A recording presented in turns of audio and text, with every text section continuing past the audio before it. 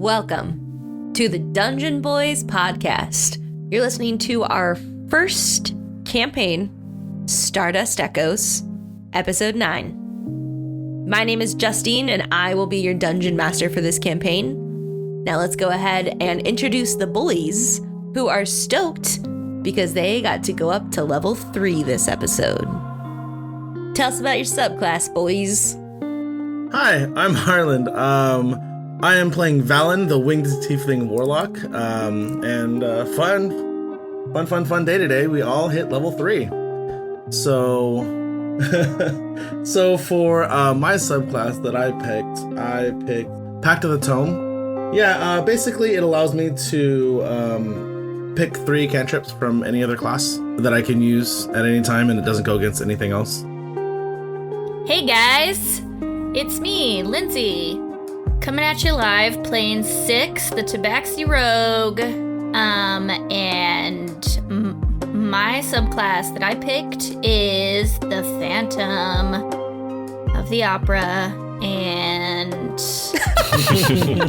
the reason I chose that is because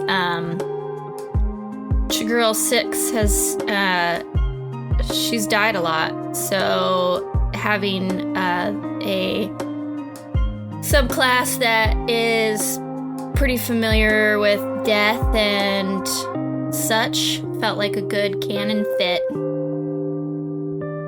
Hi guys, my name's Ellie. I play the Artificer Cobalt Pants in Stardust Echoes. My subclass that I've chosen for level 3 is Battlesmith. I really like the idea of a Battlesmith because I feel like it kind of lets you also get into the idea of battling when you're an artificer, where usually you're just like the tinker, but it also allows you to like make cool shit like your shield and my boy. Anyway, yeah, so that's really exciting. I'm really excited to play as a Battlesmith now. What's going on, everyone? My name is Grant, and I play the Golden Dragonborn Barbarian Kathal Tarash. As my subclass, I decided to choose the Path of the Berserker, pretty much giving me like more just angry barbarian shit, just destroy everything in my path with mindless abandon. I just thought it was a great idea because I just want to kill more shit, to be honest with you. So that's pretty much it.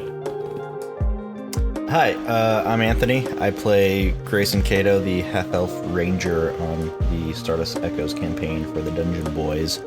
I picked Drake Warden as my subclass because it narratively fit with what kind of Grayson's backstory and current like personal story of growth through the campaign is going to be, in that I get a dragon that I get to just have and command as my own. So it's a pretty fucking great subclass for rangers. Also, for people wondering, I'm playing the Tasha rebuild rules for the ranger because it makes the class a lot more fun to play than player handbook rules. So Yeah, fuck the player handbook. a little bit. Just a little bit. But the rules, guys. The rules. What the rules, guys? Because you can't go against the rules. Guys, rules, guys. Hi, I'm Dylan, and I play Temple, the Warforged Monk. I chose the Way of Mercy subclass because they focus their martial arts on like the balance between life and death, which for a machine man is kind of a nifty idea to play with. Also, they have some healing abilities, and these nerds need all the help they can get. Oh, thanks, dude. Yeah. I mean, yeah, you're not wrong. And now the Dungeon Boiz proudly present Stardust Echoes.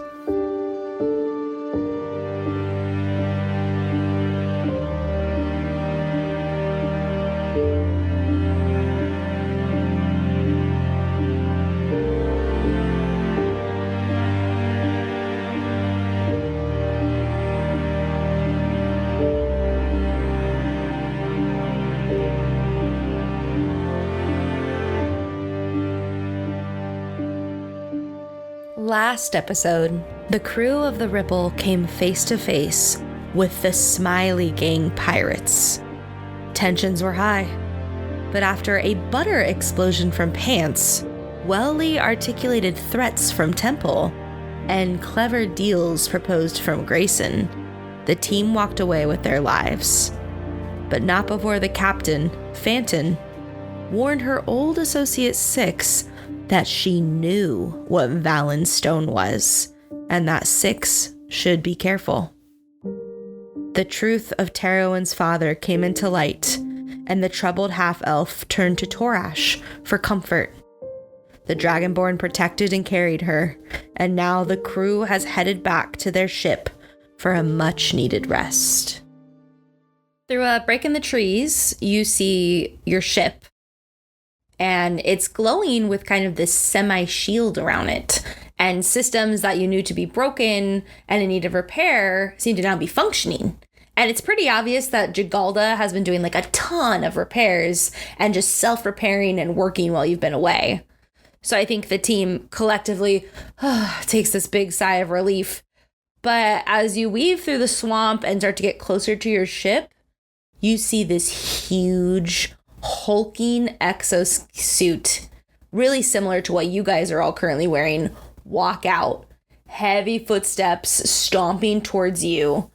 And as Valen instinctually pulls his pistol up and focuses on it, it focuses right back on him, and you hear "Eee!" and poof! The suit kind of falls to the ground and crumples, and you see Valen's companion, Sir Charles, his little chinchilla familiar that wears a top hat, kind of run float as fast as its little leggies can carry it to Valen and just hugs him fiercely. And it just starts nuzzling you and cooing at you, Valen. Yeah, I'm like, oh, hey, Sir Charles, how's it going? You protecting the ship okay? And I pull out little scraps and I feed him.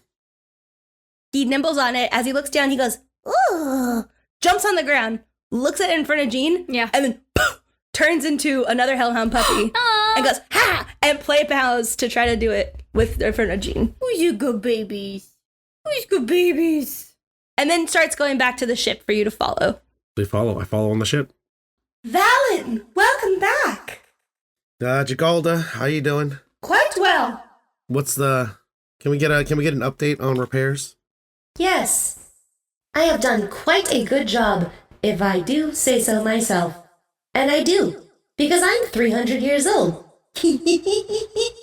But I have repaired the shields. And then right then, the shields activate. I think Torash kind of like walks into it because he wasn't all the way on the ship.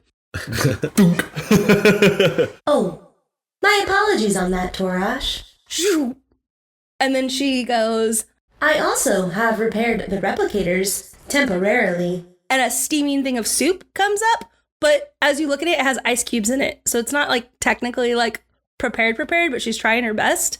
And navigational systems are a current work in progress. I am currently missing communications, propulsion, and weapons array, which is probably needed. Once I have the missing 7 Odin crystals, I believe I have set us up for success, not to die and rot on this planet. Please let me know how else I can assist. You look at each other. There's 2 hellhound puppies playing on the ground. What do you do? I gently put Terowin on one of the beds and just kind of get her settled in. She's gonna wake up at that. Terowin, are you all right, Terowin? What happened? Fortunately, I don't think you want to know what Grayson did. Okay. It was aggressive negotiation. It was unnecessary to a certain point. Impulsive. We had made a point, and I believe you had gone too far. Sometimes in negotiation, you do go too far, and it doesn't work out, and that's what happened this time. I stand by trying to get actual help from these people. Also, we have 4 petals left. I'm one to push limits, Grayson. But that's the second time you pushed it too far. We never negotiate with terrorists, regarding if they are free slaves or not. Never negotiate with terrorists. I don't think they're terrorists. I just think they're pirates, but point taken. Terwin, I know you are processing a lot right now. We have 4 petals from the flower. Is that enough for you to be able to make an invisibility potion so we can get off this planet? Yeah. Great. Thank you. It takes about 5 months to brew. Great. I could probably make it 4. Unfortunately, Terwin, I don't believe we have 4 months. I don't think we even have 4 days. Didn't Phantom say she was going to give us some? Well, she did, but Way to go, Grayson. not anymore. all right. Oh, I'm so sorry. This is all my fault. You need not to worry about it. It's not your fault. It is not your fault at all, Terwin. May I ask who your friend is? Oh, Jagalda. Yes, this is our friend Terwin. She is a local who provided assistance and rest and respite for us on our journey. Yes, Pants and Grayson had let me know that she might come to the ship. I was preparing. Terwin, if you need assistance, my name is Jagalda. Jagalda, Yes, Grayson? if we get the communications back up and running, would we be able to get a message off-world to, say, the Adile main station? I can certainly try. That's something. I won't know until the system is running, but I'm guessing there is a 72.7% possibility. That's not bad. Jagalda, Yes, Valen. what are the chances we can get off this rock with 7 crystals? Not possible. I actually need 14. 10 was the minimum. Great. Sorry. That's shitty. Indeed, it is shitty, Valen. Temple. I did shit. Pants, do you want to go ahead and get those crystals installed so we can finish the repairs? You have more crystals? Yes, Jagalda, we do. Pants, I made an easier system access for you. And you see that the port actually lowers to Pants' height, so he can plug in the crystals. Ah, how nice of you, Jagalda. I think Terwin doesn't really say anything, and she just kind of looks at her feet. As Pants is walking up to the thing, he notices Terwin's sadness and goes over to her and says, "Hey, you know what? I got some good news for you, Terwin. Oh, you do, Pants? Yeah. We collected some seeds from down below on our ventures in the caverns. And the mushrooms, too. Oh. Who has those? Yes, those are in. So Temple produces the pouch and opens it for Terwin to see. Oh, I wish I had known. Oh, that Minotaur, he loves mushrooms. I gotta give him those poison ones. Oh. Well, that's good to know for the future. Terwin, you mustn't foster violent thoughts like that. You're above it. You're right. I'm just feeling really low. I fully understand. And I'm sorry to hear about your father. Part of me wishes to not believe Phantom, but I believe that our associates found that what she says is true. Terwin, is Phantom the only, I guess, the Smiley gang? They're the only pirates that come to this planet? I've seen mercenaries here and there, but Phantom's the only pirates I've seen. Well, mercenaries, that's good. How often would you say that mercenaries come here? I've been on this planet for... I've seen 3 the entire time I've been here. Okay, less good. How recently did you see the last group of mercenaries? Time is really hard to keep track of. 3 summers ago? Do we know when, do we know when they sent the mercenaries down? The other 2 ships were sent within the last 6 weeks.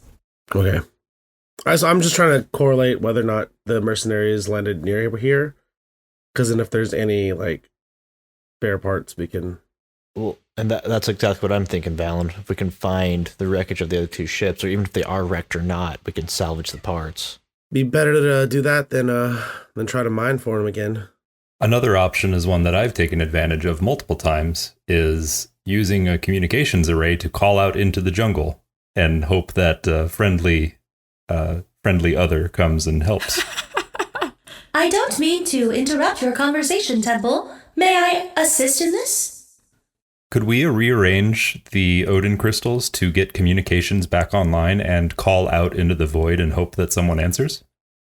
That was exactly what I was going to suggest. Jagalda, I like you. Well, let me just plug in these 2 extras, and that way we don't have to rearrange anything. Of course, Pants, you're going to want to do D46 slot at the 7th module. Great, so he walks over and he puts those 2 crystals in and starts the 7th module. This will take about 10 minutes to process. And then kind of an aside to Valen, one thing about calling into the jungle is hoping a tiger doesn't come. What's a tiger? A big scary animal that eats pantses. Oh. With that being said, Temple, Jagalda, Yes, Valen. do you want to go ahead and raise those shields? Of course.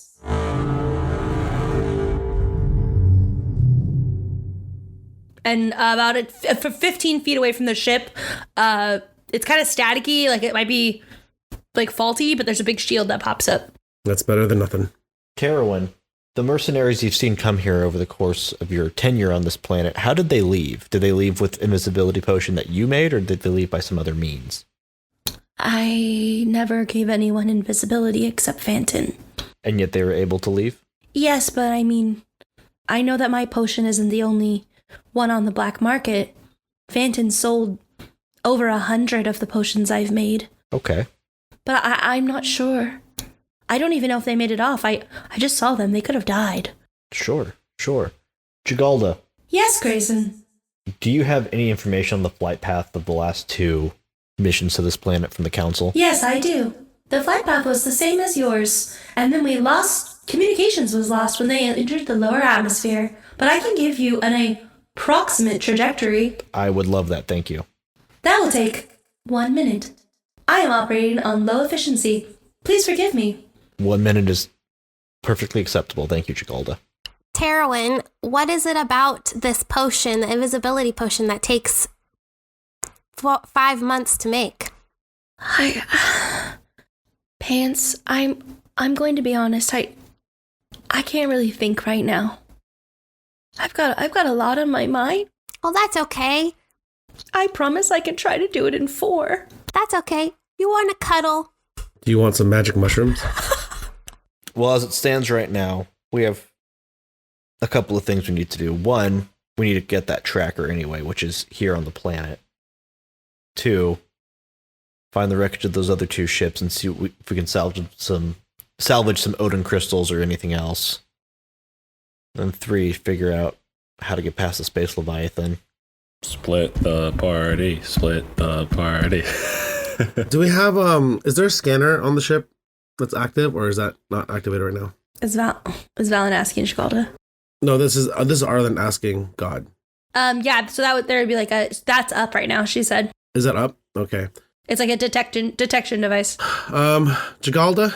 Yes, Valen. Can you scan the immediate area for maybe anything that would, any energy sequences that would, or energy pulses that would be similar to Odin crystals in our area? With pleasure. And then it starts to scan. None detected. Awesome. My scanner only went out 1 mile. Can it go up further, or is that the max? Once I have more Odin crystals, it can. But I believe some humans would call this the chicken and egg scenario. Thank you, Jagalda. When you have the projected trajectories of those 2 ships, please let us know. Yes, I do, Grayson. Excellent, thank you. It looks like one crashed 50 miles to the west, approximately from here, and the other was 25 miles to the south along the coast. I feel like we have to kind of go in that way to get to where the tracker is either way, so. Well, 2 birds, 1 stone. We get that fan service beach episode. Really turn this show into an anime. I don't know about y'all, but I could use a rest. I'm feeling wet. Yeah. As do I. Absolutely. Yeah, I got some tinkering to do. I feel like we could, as what Grayson was saying, we could kill 2 birds with 1 stone. There's a very high possibility that the tracker is on that ship that crash landed. So we may also find that on the same ship either way. Possibly. Only one way to find out, but I need some sleep first. I think everyone else does as well. I apologize, but I want to let you know my tracking devices are currently functional. You do not need to find another tracker. Oh, Jagalda, not for you. Ah, then my apologies. Jagalda, are you under any obligation to share information back to Gallowwood and the council? That's where I was going to, was like, do we want Jagalda to ping back at headquarters? I don't know. Or at least attempt to. Maybe not. I don't think. Grayson, you would need security protocols higher for me to answer that question. Thank you, Jagalda. Pants, you would need security. Yes, Jagalda? What are you saying?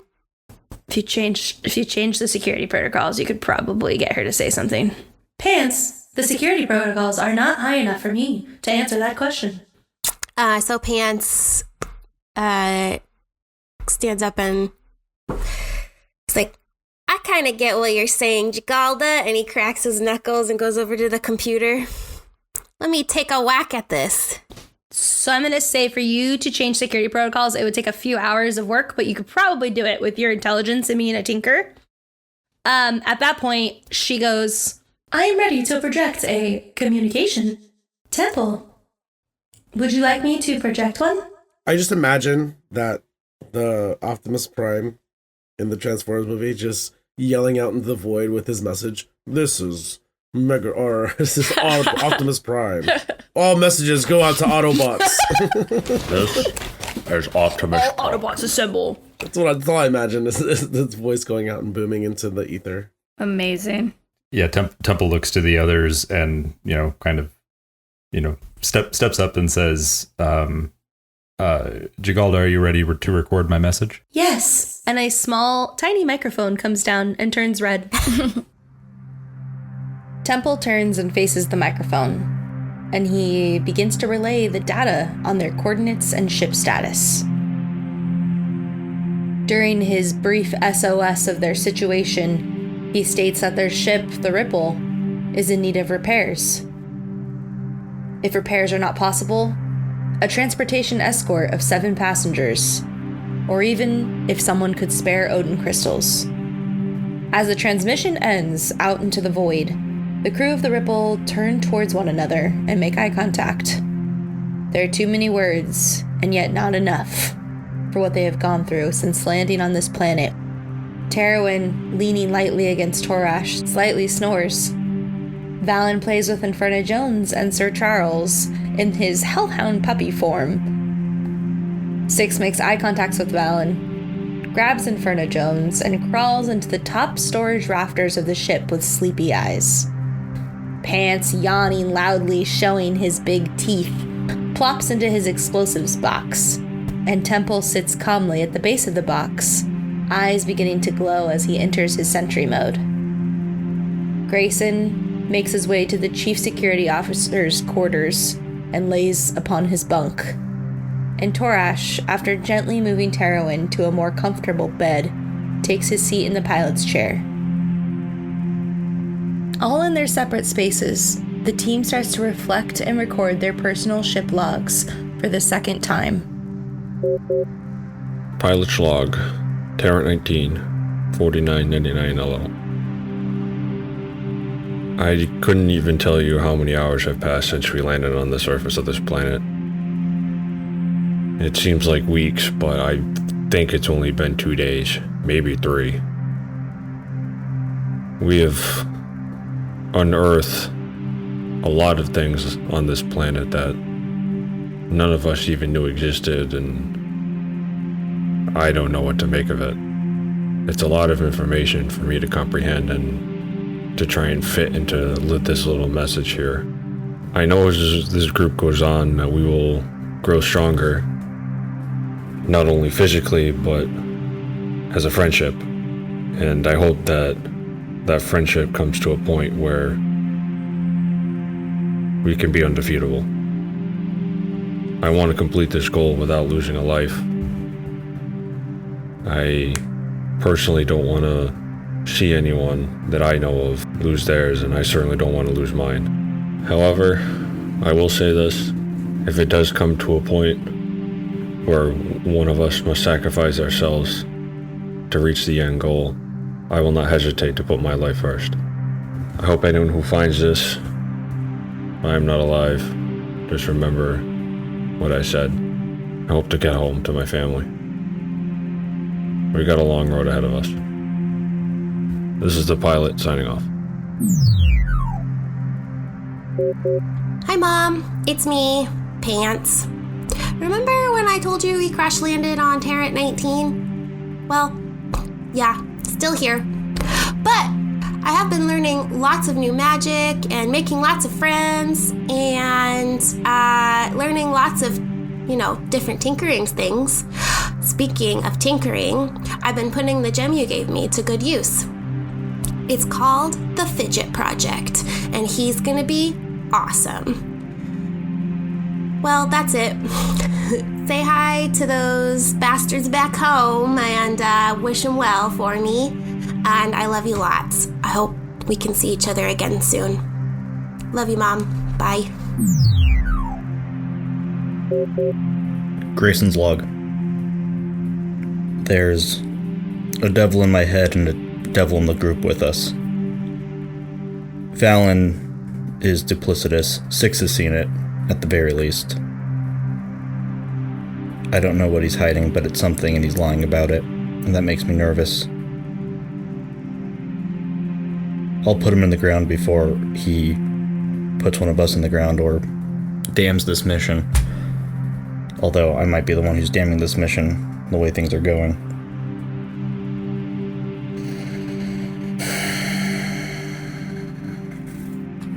If I'm dead and somebody years from now has found this, I did my best. Grayson Cato out.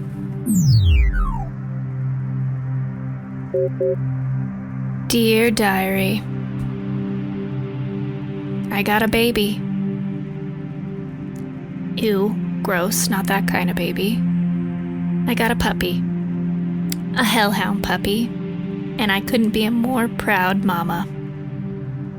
Taking care of something else when you're as self-absorbed as I am has been proving to be difficult, but I sure love her. Picking up her steaming hot piles of fiery shit has proven to be difficult as well, but somehow her little hot licks of ember and flame kisses make it all better. She's sweet as pie, and I feel like I've known her my whole life. I'm enjoying this mission, I guess. I'm getting along with all the crew members as much as I guess I can get along with other people and creatures. I am suspicious of one, though.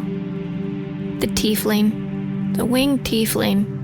1 minute he's all honky-tonk, yee-haw, and the next minute he sounds like some sort of nobleman. He's calling me the crazy one. So we'll have to keep an ear out for that and keep an open eye out, too. I'll keep you posted. Till next time. XOXO smooches. I'm with the stars and planets of the Dial system settling over Terran 19. The clouds part over this swamp. And the crew goes to sleep. Peacefully. The first moment of peace they've had in quite a long time. And as the sun rises, Temple rises with it.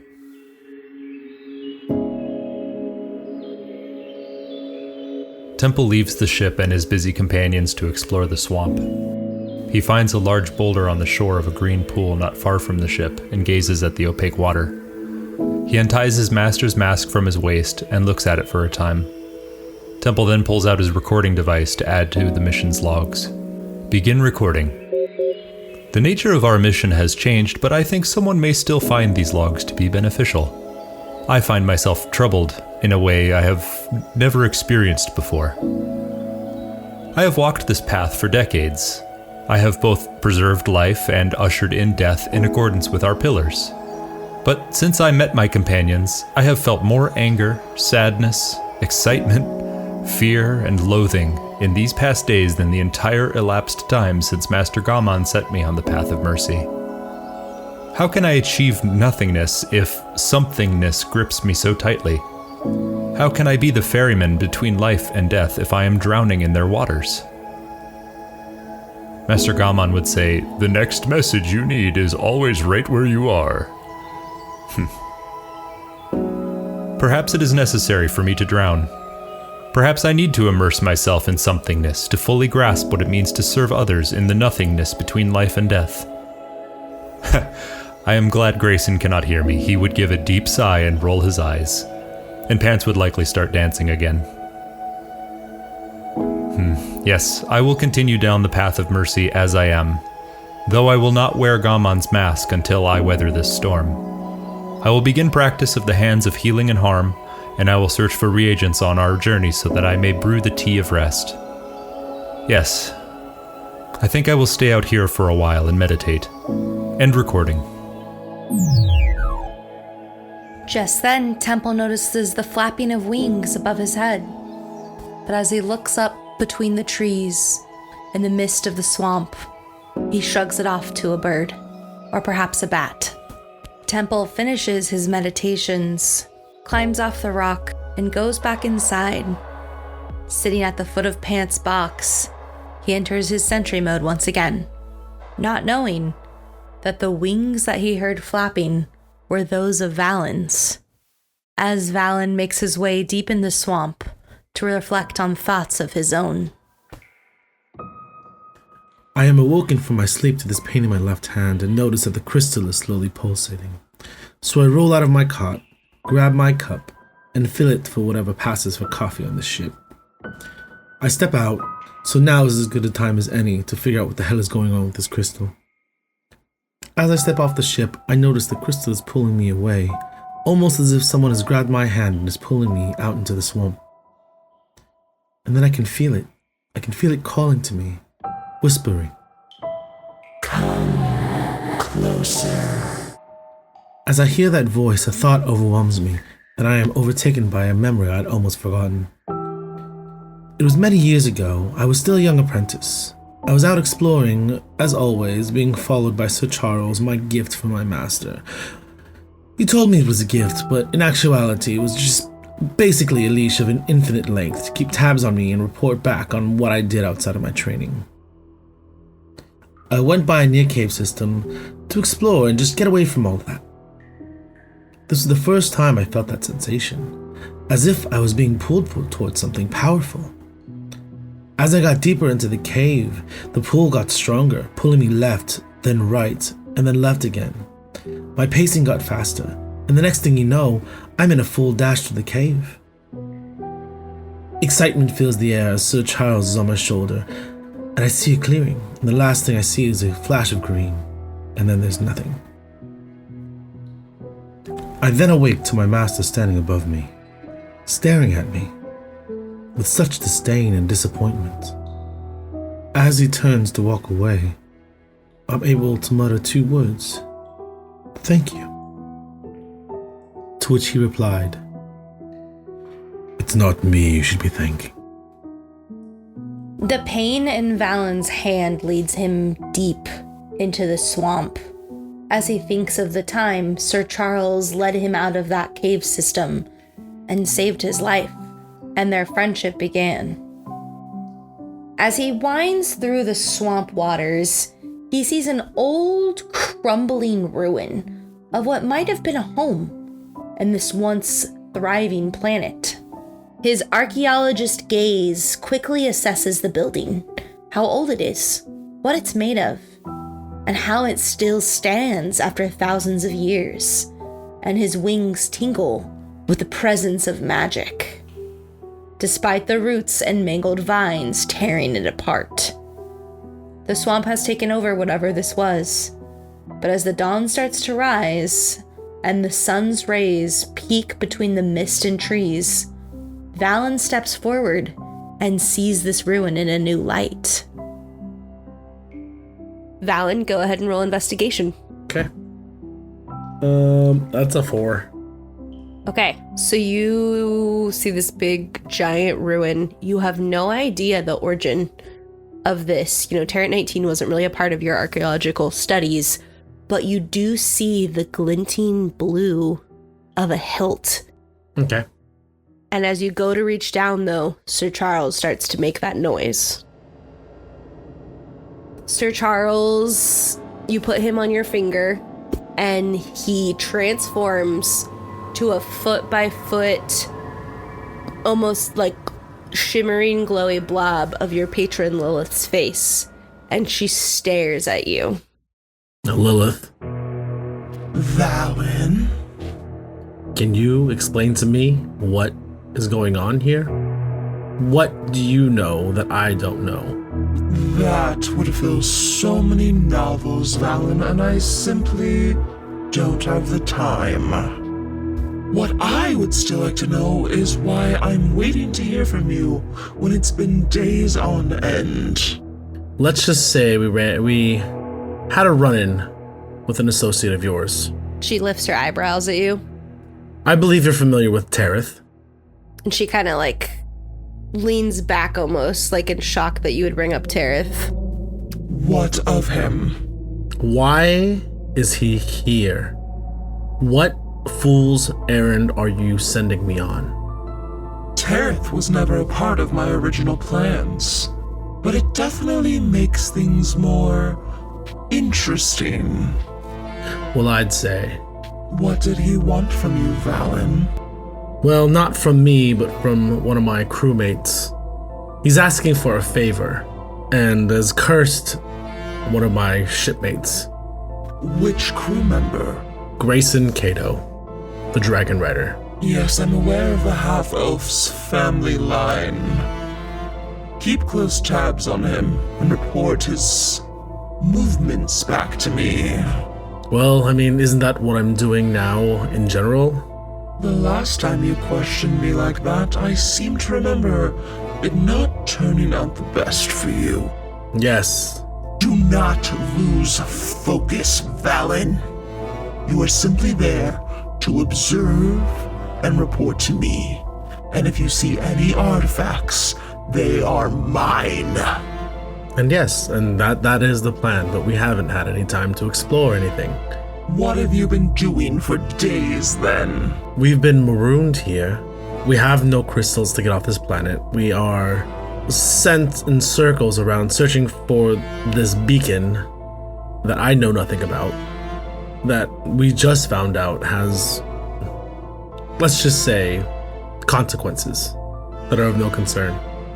I would hate to see the consequences that you would be facing if I don't get every artifact that you find on that planet. Keep an eye on this Dragon Rider and report back to me as soon as you can. I just kind of I don't even reply, just quiet. Sir Charles kind of morphs back into his chinchilla top hat wearing form, and he and kind of leans forward and puts his little hands on your cheeks because he sees you look sad. Yeah. So in my mind, I also imagine that Sir Charles doesn't know what's going on. Yeah, he just sees you looking sad. He he comprehends everything around him, but when Lilith takes over, it's like a blackout for him. Yeah. To where he's still like innocent. Okay. Yeah, totally. So his little hands are on my face, and I kind of like nuzzle him a little bit. And I'm like, Sir Charles, what are we gonna do? What are we gonna do? And then I draw my attention to the hilt on the ground, and I pick it up. I go to reach for it. Okay, so it's pretty stuck. Go ahead and roll strength. That's 19. Holy shit, yeah. Okay. So go ahead and roll me a D100 to see what it is. And I put common, uncommon, and rare, and I put 3 very rare items in here, so we'll see what you get. When I get that sound in the recording. Oh yeah. 61. Okay. So you get, oh shit, that's cool. What is it? So you pull on this hilt, And as you pull harder, you realize it's not a hilt. It's a horn that comes out. And you pull harder and harder and it comes out. And it's a headdress that has these 2 horns, like almost like tiefling horns that pull backwards. And you have look at it. Go ahead and roll investigation if you can figure out what it is or what it does. 16. Okay. So you would recognize this. As you kind of hold it, you feel it's malleable metal. And you know that if you were to put it on your head, the horns would actually form around your horns. So a creature without horns, it would form around their skull. And it is a helm of teleportation. So the helm has 3 charges. While wearing it, you can use an action and expend 1 charge to cast the teleport spell from it. And the helm regains a 1d3 expended charges daily at dawn. So you see this sci-fi-ish helmet made of metal with like, you see like almost like data chips like all around it, and it would form around your head if you were to put it on. Am I able to take off and put it on? Yeah. It only works 3 times, but you have to be wearing it. Or let's say like Pants was in trouble and you wanted to slam it on Pants' head. You'd have to put it on Pants' head. So Valen, he pulls it out and looks at it, kind of further examines it, and then he realizes what it is and how kind of powerful this item is and can be. And also how dangerous it can be in the wrong hands. So he takes it upon himself and just places it on, puts it on his head, and he starts to feel it like it's a little big at first, puts it on, and then he starts to feel it kind of shift and change, and then it molds. Yeah, so as you feel it mold to your head, you kind of feel this like warmth and tingle for a minute. And as you look down in a water puddle in the ground, you don't see it on your head. You notice that the microchips that were on it perfectly disguise it, so whoever's wearing it, you can't see it. Cool. And then I head back to the ship. The sun's coming up, and I pull out my little breakfast snack that I'm walking back with. My hardtack. Okay, and we'll go ahead and switch to the other group now.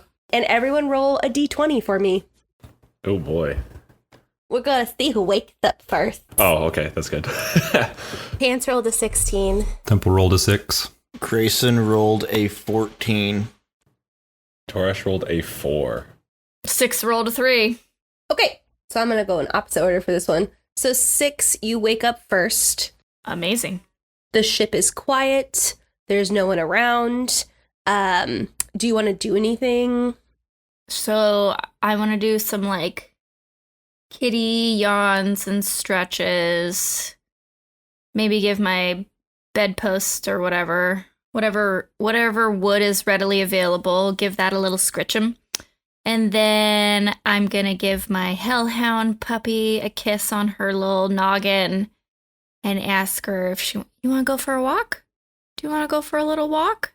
And then I go outside to take her for a walk to go smoke. Do you light your cigarette on her again? Yeah, probably. It's efficient. Roll a d4 for fire damage when you kiss her. So 6 walks outside with her puppy. There's kind of a mist creeping around the ship, but Inferno Jean kind of lights it up. So it's almost like this nice orange glow you see of the puppy coming through the mist. And then Torash, are you still in your pilot seat where you normally sleep? Mm-hmm. Okay. Torash, your foot kind of slips on your scales and you wake up. Oh, fuck. This chair is getting just more and more uncomfortable. I should probably not sit in this when I sleep anymore. So he'll just get up and kind of stretch. Just take a overall look at the controls, see if he notices anything out of the ordinary. I mean, obviously not every system's going to be perfect, but I want to check like all the systems that are up and running, see if they're kind of like maintaining like a natural, like a good level. Yeah, go ahead and roll investigation. All right. Torash rolled a 9. Yeah, it looks pretty good. You can tell that the shields you're using are taking quite a bit of power with the lack of Odin crystals that you have. But besides that, everything's pretty stable. Okay. I'll just do the same thing. I'll just kind of wake up and I'll just gently is the door that kind of separates the cockpit from the rest of it, is that a manual or like a push button? It's probably open, but normally it would be a push. But I think everything's open right now because Jigala doesn't really have the power to have stuff like that on. Okay. Then I'll just do the same thing. I'll just kind of wake up gingerly, try and find my way around everyone, and then just kind of walk outside and kind of stretch and take in the morning air. Nice. Okay. And Temple, you probably, are you going to stay in sentry mode until everyone's awake again, or are you going to come out of sentry mode right now? Yeah, I think maybe Torash bumped Temple's foot or something. So he's going to wake up out of sentry mode and kind of cock his head and say, I don't think sentry mode is important with this crew.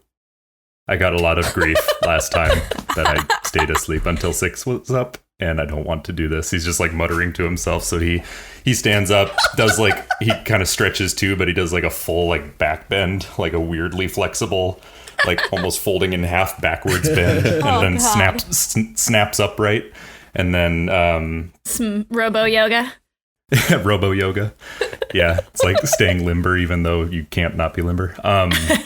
Grabs his staff and kind of steps outside to, I think, find kind of a peaceful place to sit and do some morning meditation. Lovely. I'll tell you what, Temple, if I did the same thing, I don't think I'd be able to come back as quickly as you did. If you practice with me in the mornings, we could get there. I don't know about that. Maybe another day. Let's try together real quick. Come on, Torash. This Temple does another back bend all the way in half. All right, why not?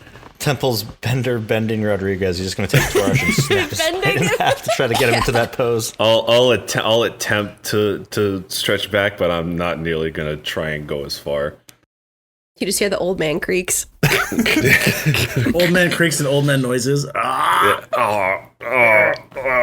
not bad. Which is funny because besides Pants, I think he's actually the youngest of all of you. Probably. He was also sleeping in a captain's chair, so I'm sure. That's true. Yeah.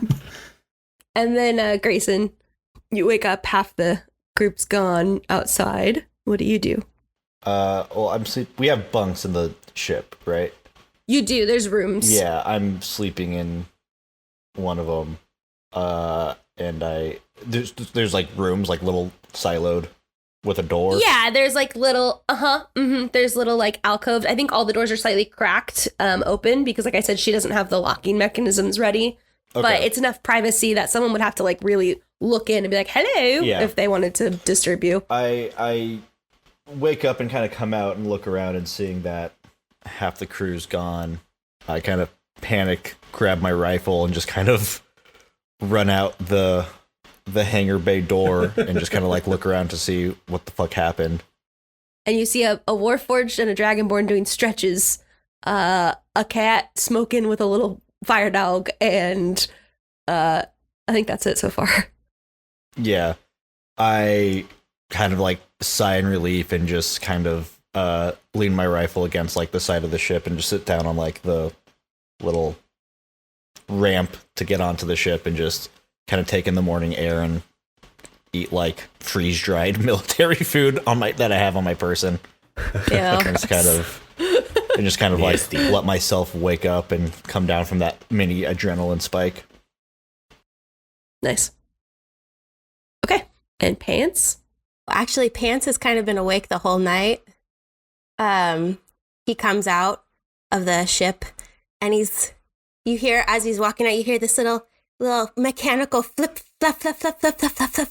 like coming right next to him. And he goes, oh, hey guys, guess what? I've been awake all night. And he's got like the cup that Terowin gave him with like obviously coffee in it. And he's like sipping it. Like, guess what? Guess what? Pants on coffee. And then you all see this little mechanical little birdie. And Pants goes, Wow. look what I made, guys. Isn't he cool? His name's Fidget. Get it? Because he used to be my fidget cube, and now he's alive and stuff. Oh. Wow. Anyways. Wow. Cool. Yeah, describe what Fidget Cube looks like. Or is it just Fidget? His name is Fidget. He kind of resembles, like, he's got kind of a cubey exterior, like a mechanical, just really crude robot that can fly. So he goes over to Torash and's like, I'm glad you're awake, Torash. Can you do something for me? Sure. What you got? Try and hit me. Just go for it. Point of fact, really fast. Would Pants have a point of exhaustion because they stayed up all night? Probably. We'll get there. I got a fidget now. I really don't feel comfortable. I really don't feel comfortable with doing that, Pants. I mean, Oh, come on. It's for science. Just do it. okay, if that's what you want. And I'll just kind of like, I'll just kind of like half, not like full force, but I'll just unarmed, like half punch her. Okay. Him. Excuse me. And right before he makes contact with me, Fidget comes up in front and just like blasts this giant shield right in front. Ooh. Oh, that's cool. Nice. This is your Battlesmith stuff, right?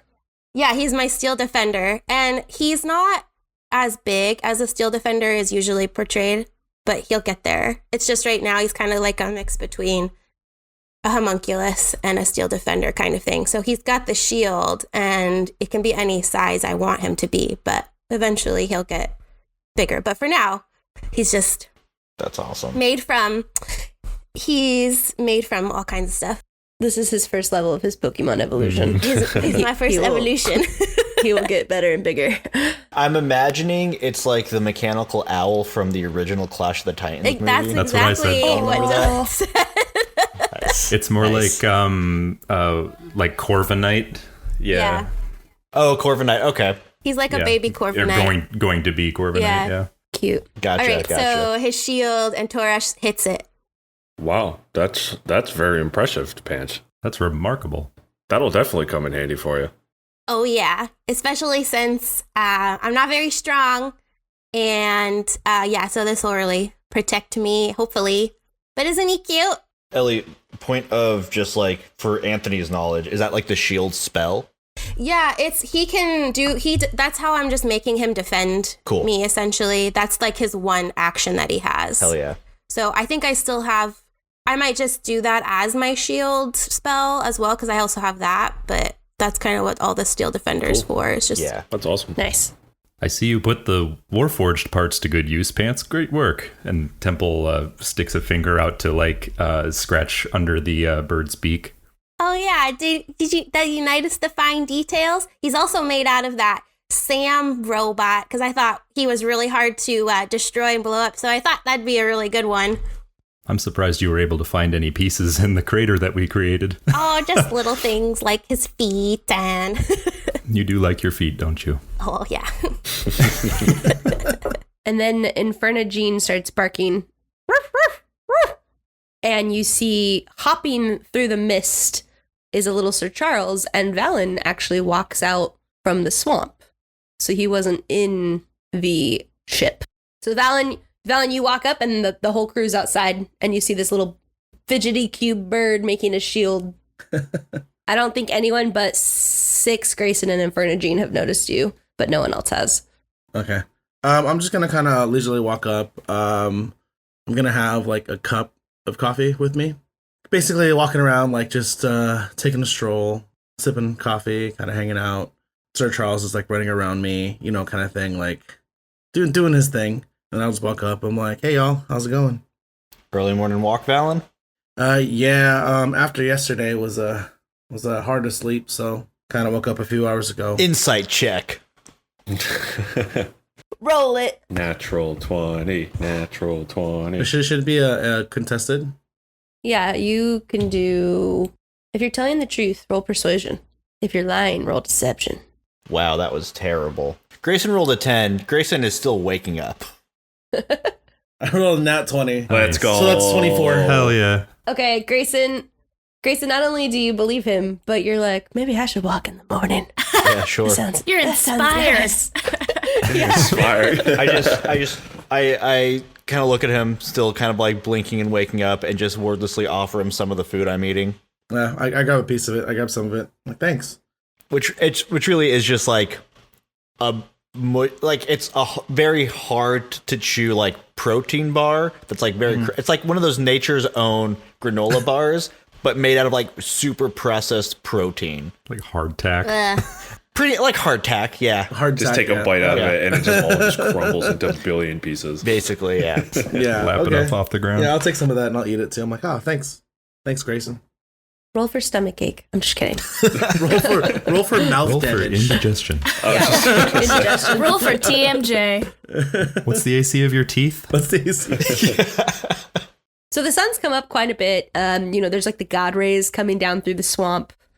Steam still kind of rises from some of the wetter parts of this swamp. And Jagalda still has a force field kind of erected around the ship itself that all of you can pass through in and out of fairly easily. It's pretty far out. I'd say it's like 15 feet out from the entrance. So most of you are probably on the inside. Valen had walked in from the outside of the force field. And you hear, Torash? Oh, where is everyone? From the inside of the ship. Oh, shit. Terwin, we're all just outside. Oh, and you see Terwin kind of like fall out almost of the ship, and her hair's all askew. There's like nuts and bolts, like rods sticking out of her hair. There's always something in this girl's hair. And she's just like, oh, okay. I just wanted to make sure. I'll go back in now. And then she kind of cuddles back in the ship. I kind of whispered to Six. I'm not gonna lie, I actually kind of forgot she was here with us. Oh, I totally forgot. Yeah. I think at this point, with all of us being awake, I think we should, I was checking the condition of everything going on the ship when I woke up this morning. I think we should drop the shields now that we're all awake so we can kind of conserve a little bit of power. That sounds reasonable. Sure. All right, so Torash will just kind of walk to the entrance, the back gate of the ship, and Jagalda? Yes, Torash. You can drop the shields now that we're all awake, and we'll want you to conserve a little bit of the little power that you have. Of course. And like the shields around kind of turn off. So, where are we going to now? Temple opens up the that little beacon map thing that he has. Did we perhaps update that with some of the new information we had from a while ago? Yeah, so as you traveled around, it kind of took information and gathered it. So you notice that the area of the swamp and also the area of the caves is a lot more detailed. And you also realize there's layers now. So you can it projects, you can swipe to the side and you'll see the terrestrial. Mm-hmm. Yeah, that's the right word. Terrain, maybe. Okay, the terrestrial. Yeah, terrestrial terrain. There we go. There you go. That area is also there as well. Did we decide last time that we were going to try to find the tracker first? I'm trying to remember. Temple, I do not mean to interrupt your questioning of this tracker, but you sent out a distress call message last night to be projected within a 50-mile radius. I would like you to know that I am almost finished with that process, and that we will be able to receive responses shortly. Okay, well, I think Temple's going to be scrolling around the map in the sort of the rough area that we sort of generally understood this location to be, and I think wants to perceive any possible tricky terrain or any sort of hazardous, just hazards in that area. So yeah, as you look at the map, you notice that as you kind of zoom in on parts, it takes it's like loading, but you notice that Jagalda is sending information to your map. So it's connected to the ship. Does it look like it appears on this map that it looks like we're just basically going to have a fan service beach party episode? Bitchin'. Yeah, pretty much. We're an anime. Just like an anime. Yeah. We're gonna walk down the coast, get up to some hijinks. Get your fucking In our super swimsuits. soakers out. Yeah, baby. When you said that Jagalda was sending the location, I was just like, all I could think of was just like, I'm sending the location to your Pip-Boy now. Oh yeah. Does anyone want to roleplay anything before I move the story along? I just want to give you guys the option. Because you guys went through a lot. There's a lot you probably didn't talk about as a team. But if you don't want to, we don't have to. I'll just kind of, as I see Valen come back, I'll just be like, I don't know if anyone else is still around, but I just kind of walk up to him, just maybe like, Valen, you alright? I know you said that you had a long night. Just want to make sure that everything was alright with you. Yeah, just trouble sleeping after everything that happened. It's hard to shake that all off, It was Yeah, it's understandable. I mean, for me, it's a little bit of the opposite. Once the adrenaline comes up and comes back down, I typically get wiped. So I figured, kind of bold of me to assume, but that would probably be the same thing for you. But I was just making sure that you were all right. I want to make sure everyone's okay here. We got to stay together as a team. Yeah. Thank you, Torash. I appreciate that, and I kind of like pat him on the shoulder. Like I reach up absolutely. and I pat him on the shoulder. I do the same thing, but I reach down to him. Oh my god, did that just turn into like a one-handed hug? Yeah. Side hug. Side hug. Like a weird Christian form, like side hug. Just Yeah. That Christian side. Give me that Christian Give me that side Christian hug. side hug. That Christian side hug. Why don't we got to move on then? We got a lot to do. So six is playing fetch with the little hellhound, and she just kind of is suspiciously staring at Valen based off of the information that she got from Phanton, and then she just kind of, with a furrowed brow, kind of sneers and then looks over at Grayson kind of knowingly, like, shit's not right. You know. Grayson just kind of gives her a knowing look and then shrugs. Because now he's inspired by his walk. I get it. Well, Grayson's just like... His fitness routine has inspired him. No, it's trying to convey, like, something's up, but I don't know how nefarious it is. So Right. It's just like, yeah, but like, I don't know. So she just stomps out her, she throws the charred fetch stick one last time, and then puts out her cigarette and then goes back inside to kind of get ready. Who's inside the ship right now? 6 I think just Terrawin. and Saren. Or 6. So 6, you walk inside, and Terrawin's kind of combing parts out of her hair from the pile she slept on, and you notice there's a red flashing light that wasn't there before on the console. Taryn, did you fuck something up? What'd you touch? I didn't touch anything except that, and that, but they're not connected to anything. Why is it beeping? When did it start beeping? I don't know. Guys, Insight check her. If 6 wants to. I feel like she's just kind of a dumb, sweet idiot, but sure, yeah, let's go for it. Yeah, go ahead and insight check I feel it. like it's going to be a waste of a roll, but okay. No such thing. If you get an actual 20, I will cry. No such thing as a wasted roll. 6 rolled at 18. no, there's no wasted rolls. Hell yeah. Yeah, she's telling the truth. She doesn't know what she's doing. She's tangled up in wires and stuff and trying to What figure kind her of life out. mischief is she fucking getting into? And on the goddamn It's Terrawin, ship? dude. You Don't guys fucking touch chose to things. take this NPC with you. Jesus Christ. We wanted to better her life, okay? It doesn't seem like she messed with the console, though, enough to has a problem. Has a problem. No has a problem. Jaja has no problem. How long has it been doing this? Oh, I was trying to untangle these wires. I don't know. Okay. Hey, guys. We got lights flashing and boops beeping. Pants walks in. Torsh will go. I was gonna say, I'll Torsh will walk in behind Pants. Yeah, Grayson will walk in behind Torash. Yeah, follow in. I think Temple sees that it's well handled, so he's gonna stay outside. Pants walks over to the board, to the control panel.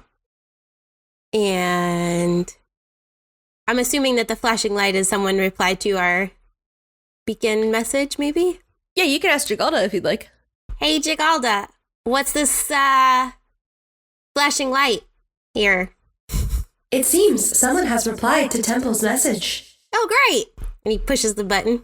So when you push the button, it's a lot of loud static that kind of reverberates throughout the ship from the speakers. And you hear, please, like, kind of cut out. Pants, I think, kind of starts pressing buttons and trying to clear up the message.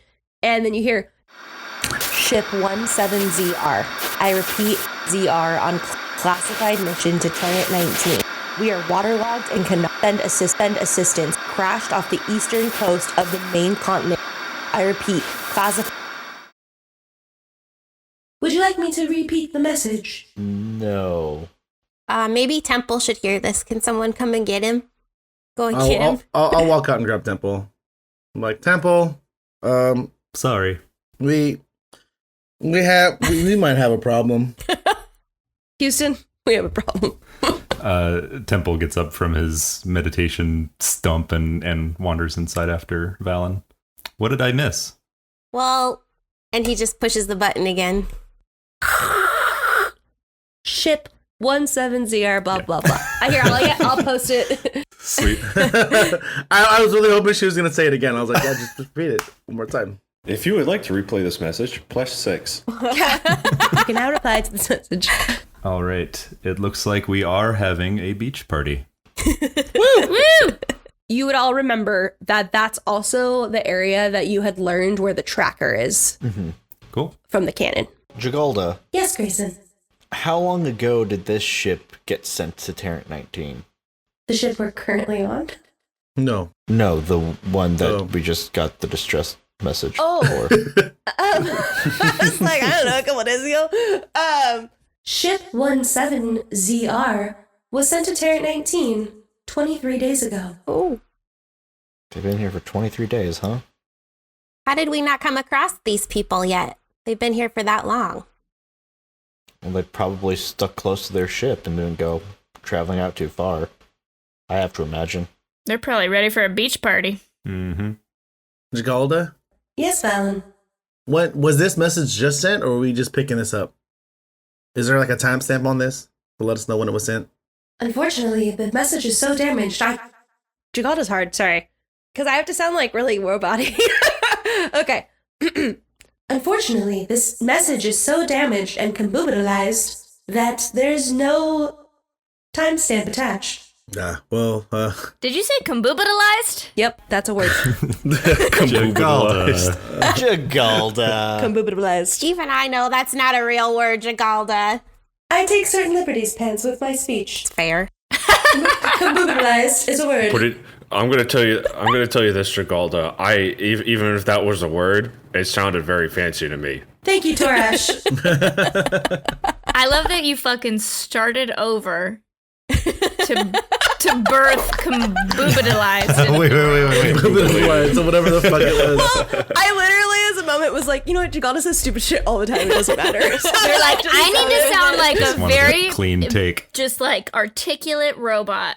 Komboobatalized. She is an insane 300-year-old AI, so, you know. She is. Yeah. She's pretty insane. It could be ancient. It could be an ancient slang word or ancient. You never know. We don't know. Komboobatalized is an ancient slang word. Komboobatalized. Komboobatalized. Who taught this robot slang? I don't think you teach anyone slang. I think they just pick up slang. It's a robot. You have to program what it knows. Well, it's an AI, so it's artificially intelligent. So I am artificially intelligent. So Jagalda, what's that slang for? I can't. Got him. Got him. Fucking got him. got him. Komboobatalized is when something cannot be read on a data stream. What's that origin of that? It comes from the planet of Invinia, where you're from. So fuck yourself. It must have been on the other side of the planet. I don't know. What's the root word in komboobatalized? Boob. Kaboob. Hey, what were we just talking about? Not getting too derailed. The beach party. Get back to the I'm beach trying to go to the party. beach here. Beach party. Beach party. What do y'all think? Should we head to the beach? I mean, we got to look for that tracker anyway. Who knows? They might be on the same ship. I'll get my bathing suit. It might be worth, too, to try to salvage what we can from this other crash ship to fix the ripple so we can get out of here. Yeah, maybe there's Odin crystals on that ship. Yeah. You mean get off this godforsaken rock? Ooh, got him. Amazing. That's exactly what I mean, Torash. Thank you. Terwin, are you ready for a super fun beach party? I don't know if Terwin should come with us. I'll be completely honest. Like, based on the shit we've been getting into, maybe it's best she stays here. I mean, Terwin, don't touch any more wires. She's just like watching this conversation back and forth, like, huh? Could Temple just like trank her? Do you say that out loud? Does Six say that? I say that. Lindsay's asking, does Temple have a trank capability? I was gonna be like, oh my god. Just Vulcan grip her shoulder and just Go to sleep. I wanted to start working on the invisibility potion and maybe try experimenting to see if I could make something quicker. That's a great idea. That would be very helpful. Thank you, Terwin. Perfect. I won't touch any wires. Maybe do your experimenting outside, though. Oh, yes. Not in this ship. Yes, I love nature. Okay. That's okay, Taryn. You can touch all the wires you want in this ship. I do it all the time. Okay. Oh, thanks, Pants. Terwin, there's actually something you could help me with. Temple hands her his herbalism kit, and actually give me one moment, and he, I think, finds a scrap of paper and scrawls down a recipe for her and hands her the note and says, if you could, I'm not sure if these ingredients are around, but if you could make some progress on this, I'd be deeply indebted to you. Of course, Temple. I'll do my best. Thank you very much. And maybe some more of those muffins. Hey, don't forget to give her mushrooms that we found. Oh, I don't have an oven, but I could try to not touch wires and grill it on your ship. Is our food processor up yet? It is, but it has limited quantity per day. And so you get 2 uses a day. How does that work? Does she just type in what she wants and? It's kind of, if anyone's watched Star Trek, it's like the food processors on Star Trek. So you just walk up to it and you say, Jagalda, I want blank, and then it makes it for you. I'm gonna walk up to this food processor and be like, Jagalda, I want one of Terwin's muffins. I don't have the recipe. However, I can give you a muffin. No, that's fine. Terwin, do you have that recipe? Valen, that's a really bad use of one of the 2 uses a day. Food. You're asking for a single muffin for yourself. Yeah, asshole. Bad use of this technology. I just wanted to see if she somehow had a recipe for it, but maybe this is something we can input. I mean, so if we really want those muffins. What happened if Jagalda did? You would have used one of our uses on a single muffin.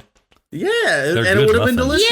Yeah. They're good muffins. Valen, there's a better way to get that information. You don't have to use the ship resources. I can try to make the muffins. I will make the muffins. That's good. That's real good. That worked. Jagalda, allocate 1 Odin crystal for the Easy Bake Oven. Yes, Temple. Just a hot light bulb. It's a hot light bulb. Just come back to 1 giant muffin. Speaking of resources, Pants, please check the compartment underneath the pilot's area. Oh, I love surprises, and he looks under the seat. I hope it's floaties because I cannot swim in the ocean. Oh, no. So Pants comes over and looks in the little area underneath the console, and there's a pair of sending stones. Oh, cool. Oh, cool. Aren't they called robo-stones? No, these are different. These are like actual sending stones. But like information that would have been helpful yesterday, good Jagalda. Why you been holding out on us? Yeah, she's such a bitch, dude. I think that was actually Six asking Jagalda, but So sending stones come in pairs, and with each smooth stone, they match. And basically, when you touch one of them, you can cast the sending spell from it, and the target is the bearer of the other stone. So if the creature bears the other stone, you know that they're hearing what you have to say. Oh, so it's a walkie-talkie? Yeah, it's a walkie-talkie, but you can only use it once a day, and they don't work again until the next dawn. And you only get 25 words. Okay, gotcha. Yeah, you only get 25 words. And if one side's destroyed, then they're gone forever. Oh, it looks like some sending stones. You know, I shouldn't have these. I I don't do well with sending stones. Somebody take these from me. I appreciate your level of self-awareness, Pants. Well, I figured if Jagalda's giving them to us, they're probably pretty important. I'll take them, Pants. Gives them to Torash. We should leave one here with Terwin in case something happens. Yeah, it's exactly what I was going to do. So, Terwin, here's the other sending stone. We'll do the same thing like your robo stones. I'll hold on to my end and I'll give you this. Well, our robo stones still work. Oh, do they? I already have that with you. Yeah, so basically the robo stones are the same, except there's no word limit, and you can use them up to 3 times a day. Okay. Okay. So they're better in every way, in every possible way. So we just leave the fucking sending stones. What do we even need it for? What if we split the party? I might be hitting that the party might split up, bitch. Split the party. Torash, I'll take one. You hold on to the other. I give Grayson the other sending stone. Okay.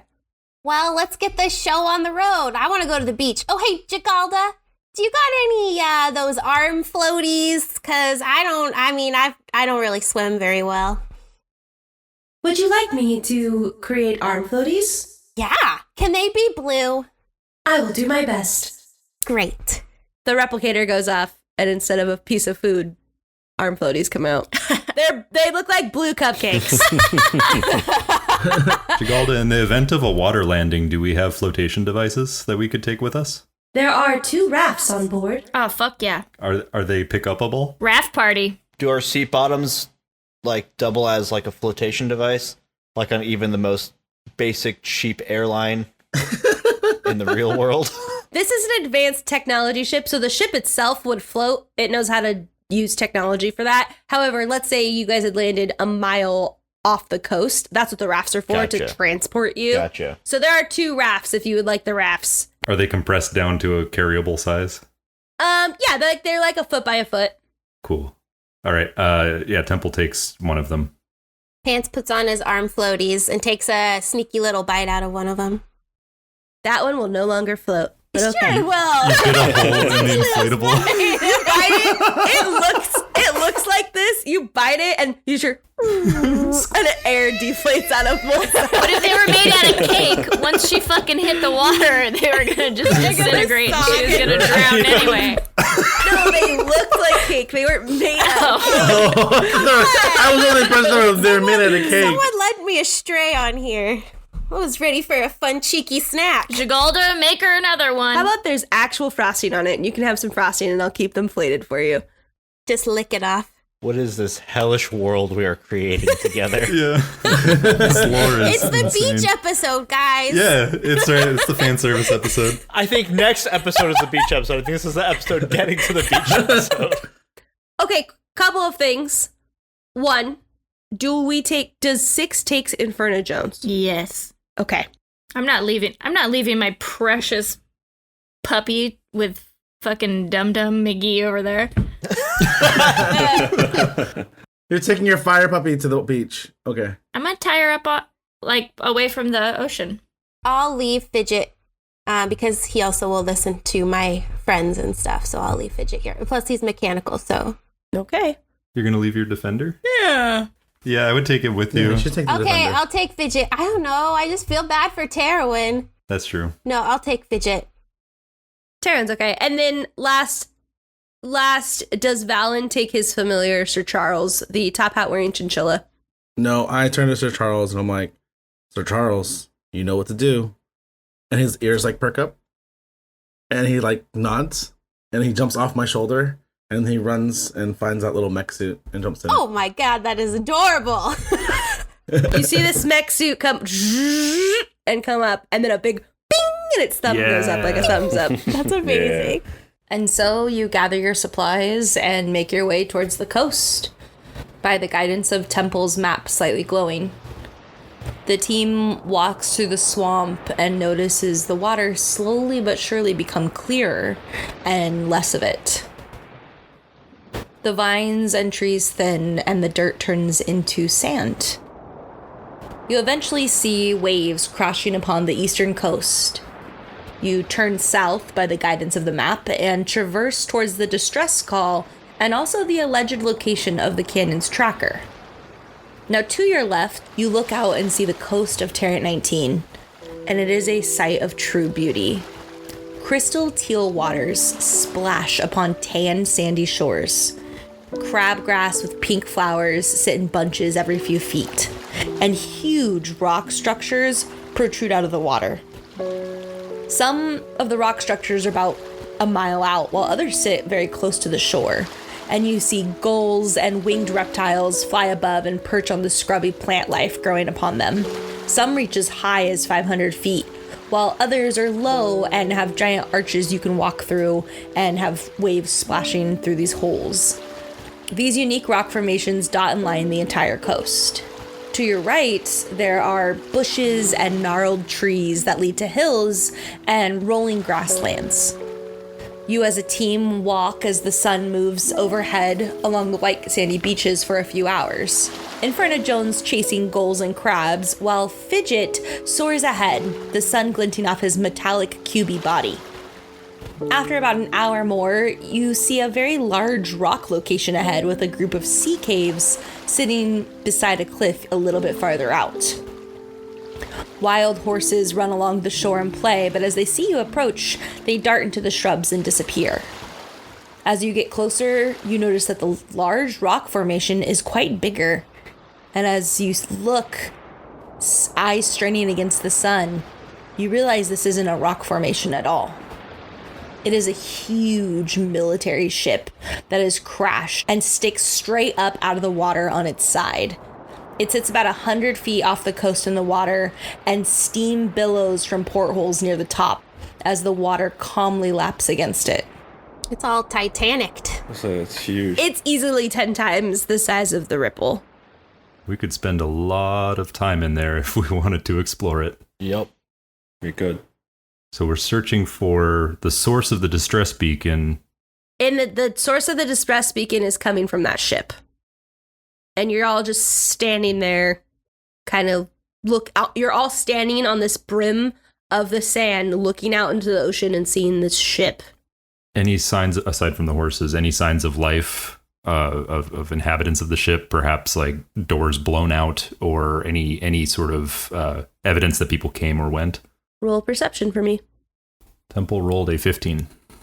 Parts of the hull look like they have claw marks and giant teeth marks that your knowledge would match the Space Leviathan. And besides that, though, it doesn't look like anything's like blown out. It's just like these big, gnarly scratch marks and teeth marks. No rafts or anything along the shore, or any signs of people having left? Nope. Is there any actual land between us and the ship, or we're gonna have or is it just nothing but open water? It's open water ocean. Well, good thing we brought that raft. We could raft out there. And then Temple, as you open your map, about another quarter of a mile down the beach, you notice that that's where the tracker was said to be. Perhaps before we enter that nightmare, we search for the tracker, which is, I think, our prime directive. Or we could split it into two teams and have one team go get the tracker and one team salvage what we need to fix the Ripple. I think that we need to investigate the tracker as a full team because it seems to be a point of interest, not only for our team, but also he kind of gestures over at the giant ship, that team. It is the reason why we're all here. That's kind of the reason we're here. So I feel like we also need to quickly find the Odin crystals, though, to get off of Tarrant 19. So maybe we should split up and go find parts and Odin crystals, and the other team can retrieve the tracker. Yeah, I'm with Pants on that. I think Temple is going to start walking generally towards the tracker, not like blowing away from everybody, but just sort of anyone who wants to follow me. I'm going to go towards the tracker. As you look up, Temple, and you kind of narrow your eyes, you notice that there's like sea cave systems. Like there's like caves in the area, and the tracker, if you look at your map and you kind of narrow it down as you zoom in, it seems to be coming from inside those cave systems. And right now the tide is up. So you could go if you want to either A, swim, or B, you could wait for the tide to come out. How many hours till the tide goes down on this planet? Probably 3. I was gonna say, is there a way to tell that if we wait for the tide to go out, if it will give us more land to walk out to the ship? It wouldn't be enough to get to the ship, though. Right, of course. If you want to get to the ship, you'll have to use the raft. Or Valen can fly, or whatever. I have another question. How big is this raft, and how many of us can it hold? It can hold about 10 people. No, so it can hold all of us. All right. Grayson, with your passive perception, the clouds shift above you, and you see a ship taking off from the planet. Would I put it 2 and 2 together that that's probably the Smiley Gang? As you look and you kind of squint your eyes, there's a projected sail, so it's not doing anything for the ship, and it's just got a giant happy face on it. And it's starting to take off, but it's coming your direction. Okay. That name.